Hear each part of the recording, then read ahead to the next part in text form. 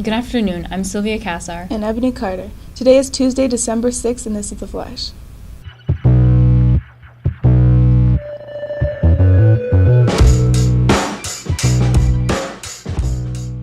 Congratulations to junior Eliseo Bustillos and freshman Josiah Broussard, who will be representing Holland High at the All-State Choir Performance on Saturday, January 21st at DeVos Performance Hall in Grand Rapids.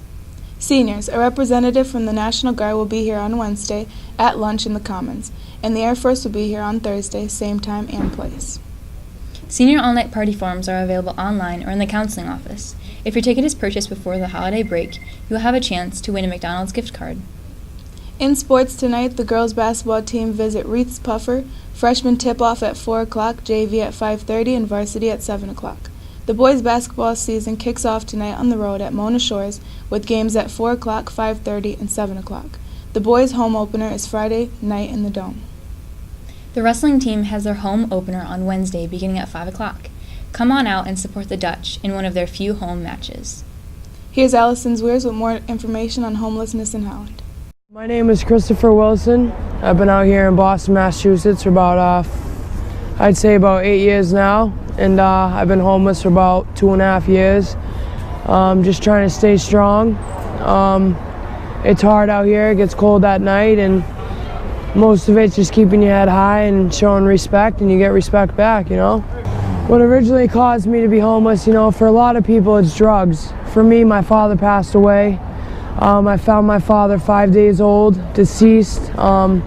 I'm talking deceased 5 days old. I mean, I'm sure you can picture what that picture looks like, you know.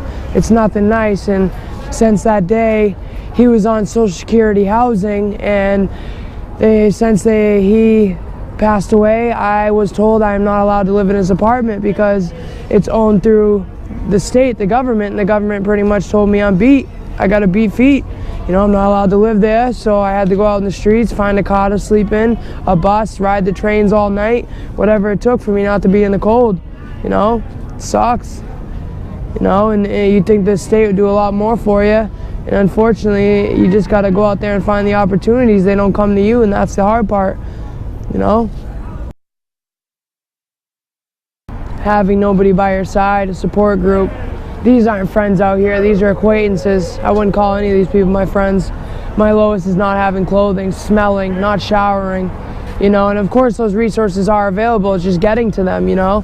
It's just, if the government would prove like a homeless card type deal to get on the train or something like that, my lowest point would probably be seeing people lower than me, and not to mention, yeah, you know, smelling, not having socks, the cold, the lowest, no food, stuff like that, you know. Loneliness, you know, you're out here 24/7 by yourself, and you have to do what you have to do to survive, unfortunately.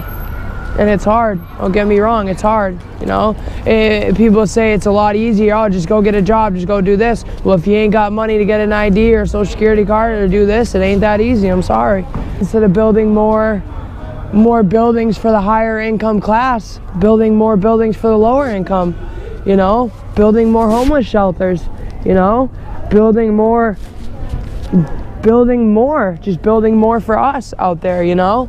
Like, I had a family and I choose to walk away, and just because of that, I didn't have no lower outcome or lower income housing to go into, you know. So I'm thinking, instead of building higher buildings such as these, or improving the stations, improving more money into the homeless and homeless shelters, and more people like you guys to go around that actually care about us and to be there for us, you know.